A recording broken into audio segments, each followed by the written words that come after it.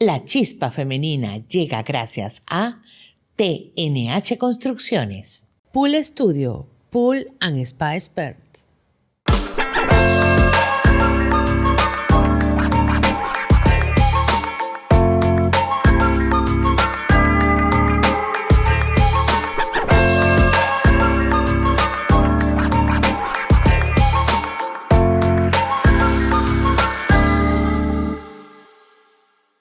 Bienvenidos a tu podcast, La Chispa Femenina, y hoy nos encontramos con Lisa Rivas, psicóloga clínica, una gran amiga y con quien abordaremos temas sumamente interesantes, particularmente para aquellos que somos padres de niñas, niños, adolescentes, con esos procesos de transformación, pero también con ese rol de cuidado que nos toca ejercer a los padres. Pero antes de entrar en esos temas, me gustaría que conozcan a Lisa. Lisa, bienvenida. Gracias.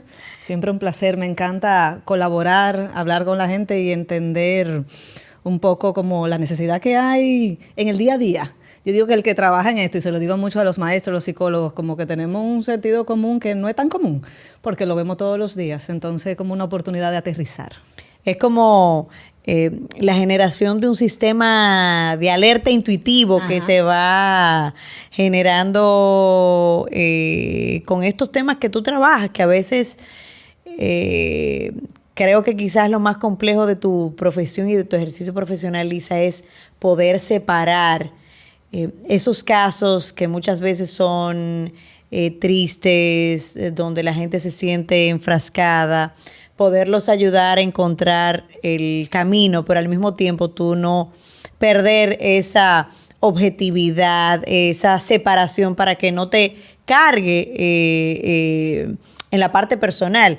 Sin embargo, yo creo que el tener el privilegio de ayudar a tantos niños, niñas, adolescentes, familias completas, con lo que haces en el día a día, es un privilegio y un regalo de Dios, sin lugar a dudas. Sí, y tiene que cargar. Si no carga, no estás haciendo lo que es. Lo que uno tiene que aprender a dividir en el momento que sales del espacio de trabajo. Entonces, y eso es un ejercicio mental que uno va aprendiendo como hacer con el tiempo, con la madurez en el proceso profesional. Me encantaría, Lisa, que tú nos compartieras un poquito tu trayectoria como psicóloga, tus inicios, hasta tus últimos emprendimientos. Bueno, yo inicié muy joven en el mundo de la educación y la psicología, trabajando en sistemas escolares, y me dio como una visión muy amplia de entender como todo el proceso. He trabajado y he tenido la oportunidad de estar en todas las edades, interesantemente, y no fue algo planificado, se fue dando así. He trabajado literalmente en todas las edades en el proceso de desarrollo, desde inicial a secundaria, y también tuve la oportunidad de trabajar a nivel ya universitario, dando ciertas materias. Cuando decidí ya trabajar a nivel de psicología, estuve en psicología escolar. Llegó un momento en que entendía ya que quería trabajar más la profundidad en las dinámicas de familia, o sea, llevar los casos hacia el final. Entonces ahí pues empecé mi práctica privada y empezó todo un camino de apertura, de conocimiento. Yo creo que nunca dejo de aprender. ¿Cuáles son los casos que más trabajas, Lisa, actualmente? Yo trabajo interesantemente todas las edades. Me gusta mucho la adultez joven porque es una etapa de la vida tan linda, pero tan compleja. La estamos viviendo como madres, sí, de dos, También. Muchos temas de ansiedad y depresión es lo que está primando. Mucha ansiedad y depresión en la juventud. Y con el tema de la depresión, y a propósito de que en estos días se conmemoraba el Día Mundial contra la Depresión, y vemos que el tema de la salud mental ha cobrado una preponderancia importante, no solamente a nivel de la discusión de políticas públicas, legislaciones que se pudieran hacer para ayudar a las personas que están cayendo en círculos de depresión, ya sea por circunstancias personales, ya sea por temas de salud mental asociadas, porque hay distintos tipos de depresión. Pero ¿cuáles son esas alertas, Lisa, que a nivel personal deberíamos estar considerando, ya quizás los que somos un poquito más adultos, pero a nivel de nuestros niños, nuestros adolescentes, cómo detectar lo que a veces consideramos como un comportamiento adolescente o normal, o que, bueno, se tranque en su cuarto. Sí. ¿Cuándo se detona la voz de alerta? Mira, es que no nos podemos desconectar. Y desconectar significa, o sea, el estar en actividades donde están tus hijos, el llevarlos, el buscarlos, el sentarte a conversar con ellos, hacer hora de mesa, eso sigue siendo muy terapéutico. Porque el irte de fin de semana, el viajar con tus hijos, te ayuda a estar en espacios diferentes, tal vez salir un poco de la rutina, lo que quiero decir. Uh-huh. No siempre quedarte como en lo mismo, porque llegamos, hacemos la rutina del día, no dormimos, y cuando tú vienes a ver, no estás conectando. Entonces, hacer esas pausas en la rutina del mes, donde salgas de ese día a día y entonces tengas la oportunidad de sentarte con los amigos de tus hijos. Ahí estoy pensando más en el tema adolescencia, ¿verdad?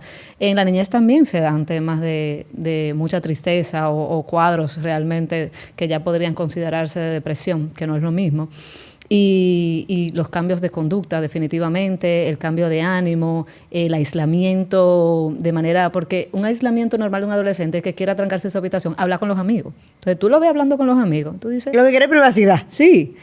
Tú lo ves jugando sus juegos online y lo que está haciendo es eso. Pero si tú ves que en momentos donde está en ocio y no te busca en ningún momento, no se sienta, cuando hay actividades familiares, se mantiene todo el tiempo muy aislado, hay una actitud de apatía, esos son momentos de alerta. Y también en la adolescencia hay que fijarse mucho en la parte social, porque esa es la parte que prima mucho.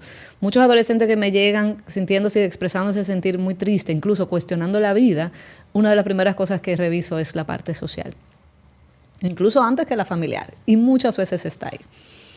No, y uno ve muchos casos, y con todo el tema del acceso casi ilimitado a redes sociales, donde los patrones conductuales están cambiando, donde lo que la gente quiere o buscar o perseguir ese likability, como yo le digo, a veces pone a los adolescentes que están en proceso de crecimiento, de cambio, de transformación, de definir su personalidad, en situaciones donde se cuestiona mucho la vida o la forma en la que viven o cómo hacer frente a determinadas situaciones. Tú mencionaste el tema de la niñez, y yo creo que la etapa de la niñez y de la adolescencia son bien distintas, y quizás, y eso lo sabes más tú que yo, con el tema del acoso escolar. ¿Qué tanto está influyendo el tema del acoso escolar, mejor conocido como bullying, en esa conducta, como nuestros hijos están viendo la vida? Sí, bueno, no es que sea algo necesariamente nuevo, pero sí el tema es que es, como hay redes, a veces una situación que pasa en el colegio no se queda ahí, entonces la continuidad. Y a veces el adolescente tiene que vivir esta continuidad. Algo tan sencillo como todo el mundo lo invitaron a una actividad y a mí no, y yo lo veo en redes. Mientras que tal vez en la época de uno se iba a su casa, pasaba el fin de semana y tal vez cuando tú llegabas pues te enterabas de algo, pero no tenías que revivirlo, ¿verdad? Entonces la no invitación para un chico que tiene 14, 15 años, que quiere pertenecer, donde van todos, puede sentirse, eso es exclusión más que nada, puede sentirse bastante mal, pero... definitivamente, el no estar bien en una dinámica escolar socialmente, no sentirte seguro en tu espacio escolar, porque llego y me siento constantemente retado, criticado, juzgado o poco validado, puede llegar a tener un peso importante en el ánimo de ese joven o de esa joven. Y otro tema, y tú lo reflejabas muy bien, en nuestros colegios, los casos quizás de acoso, y no tanto de acoso, quizás no había una conciencia tan clara del impacto y demás. Yo creo que a veces hay una sobredimensión, donde el niño, dice, estoy siendo acosado y estoy siendo objeto de bullying, y lo dimensiona más de lo que el hecho es. Cada quien absorbe las circunstancias, los comentarios de manera diferente, pero a nosotras que quizás crecimos en otra época, ocurrían esos casos. la gente no le daba tanta mente, la gente continuaba, claro, sí, así había mucha persistencia, pero uno no tomaba casi nunca comentarios aislados que quizás se daban en un momento como una referencia o como una marca de vida. Siempre hay sus excepciones, inclusive sí, en aquellos tiempos. Adultas que recuerdan situaciones de la niñez que los marcaron.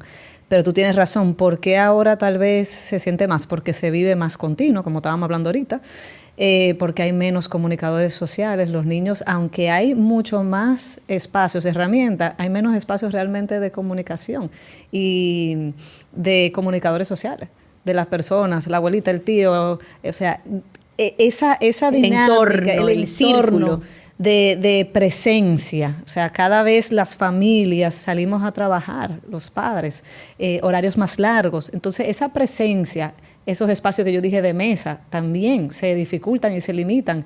Y ahí se dan a veces muchos momentos donde se afianza la seguridad del niño, se afianza el entorno, se afianza... Porque un niño que tal vez está teniendo una situación escolar, si tiene un buen apoyo familiar, lo va a manejar diferente. Porque pero duro para el niño que no se siente en una dinámica de familia apoyado y también en el colegio se siente que no está siendo validado, identificado, porque es la necesidad, ¿verdad?, de pertenecer. Entonces, si no pertenezco aquí y aquí tampoco me siento con un buen cimiento, entonces tú vas a tener un chico con serias situaciones. Y a veces no es tanto porque no se dé, es que yo creo que cada vez el gap entre los padres y los hijos se está haciendo más grande. Quizás ya la generación de nuestros hijos con sus hijos se acorte un poco más, porque ya vivieron en la época y la era de la tecnología, el inicio de la tecnología, que tiene algunos 25 años en auge.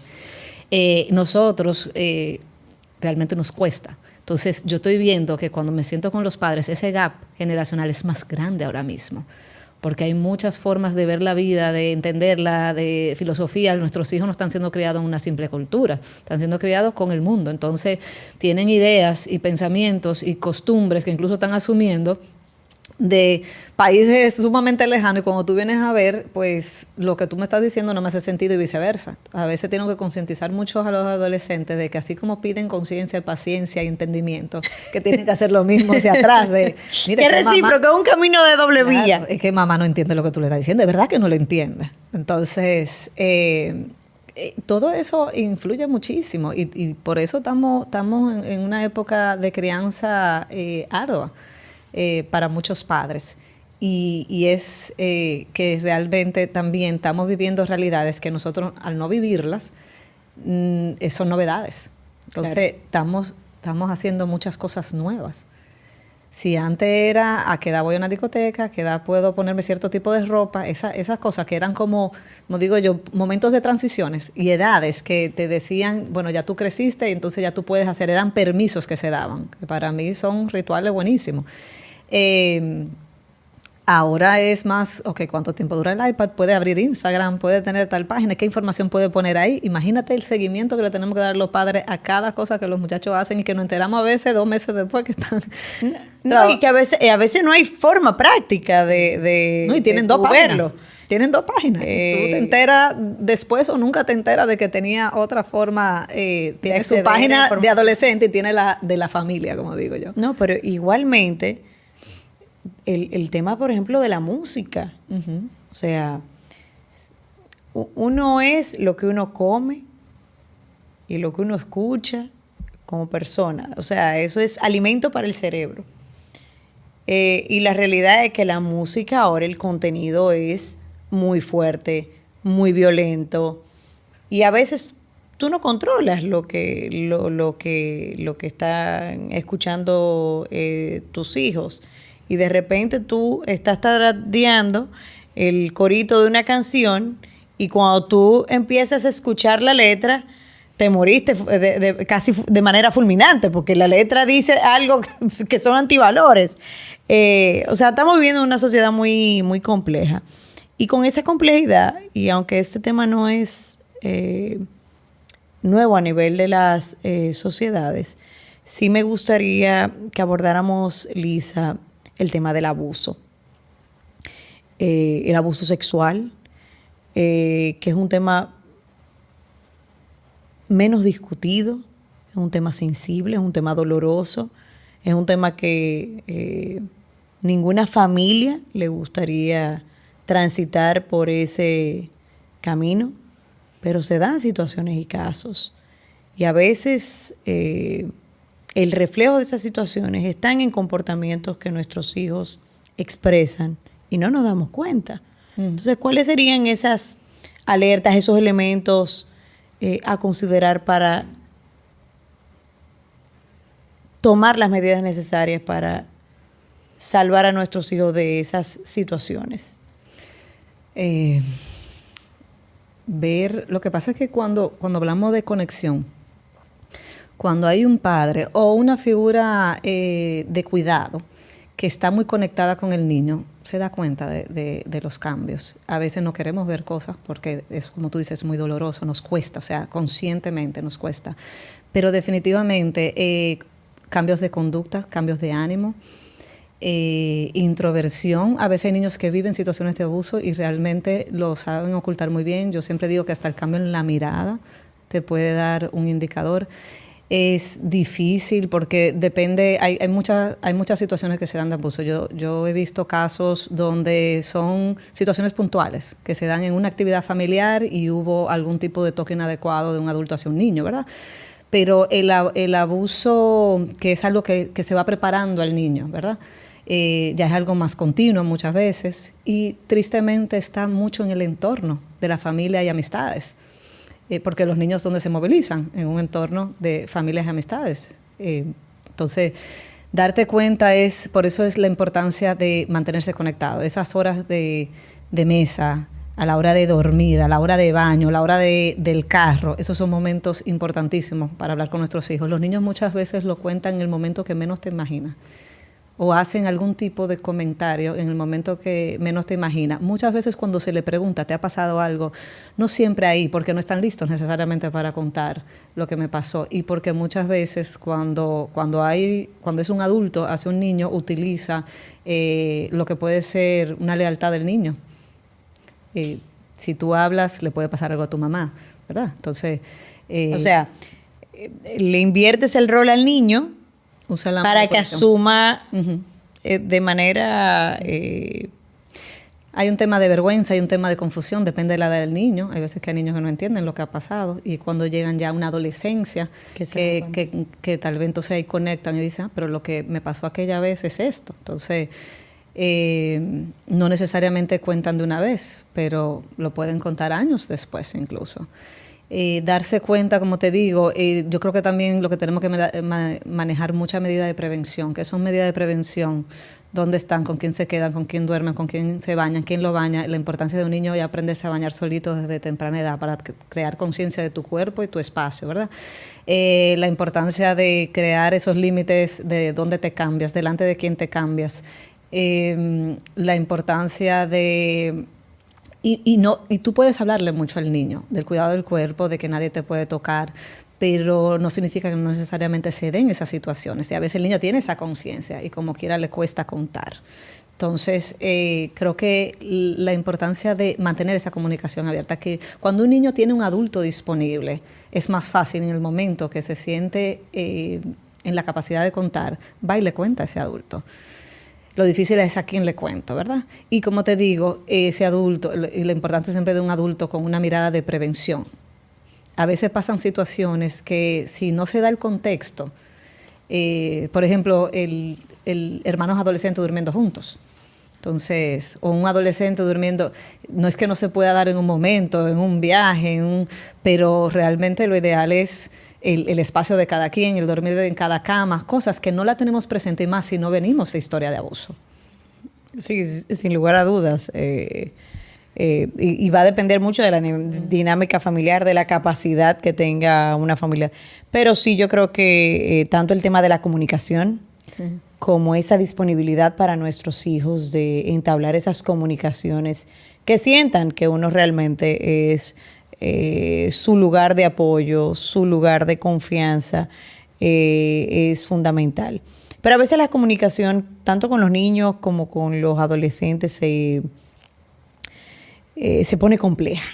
¿Qué recomiendas, Lisa? A veces tener otras personas otras personas cercanas que el niño pueda buscar como, bueno, no le quiero contar a mamá, no le quiero contar a papá, pero tengo a mi abuelo, tengo a mi tío, tengo a mi primo grande. O sea, inteligentemente a veces poner personas, o cuando tú quieres que le abran conversación a los niños, mira, me enteré, o ni siquiera que sea como que lo mandaste, sino en momentos puntuales de cuéntame cómo te está yendo en el colegio. Y es interesante cómo los niños tienen que hablar, necesitan hablar. Entonces, si no lo quieren hacer con mamá, no lo quieren hacer con papá, porque no quieren decepcionar, porque no quieren preocupar, a veces incluso que no quieren preocupar. Entonces entra esa persona a veces que puede ser un gran aliado en momentos de la vida. Y las relaciones familiares entre los hijos y los padres no es lineal.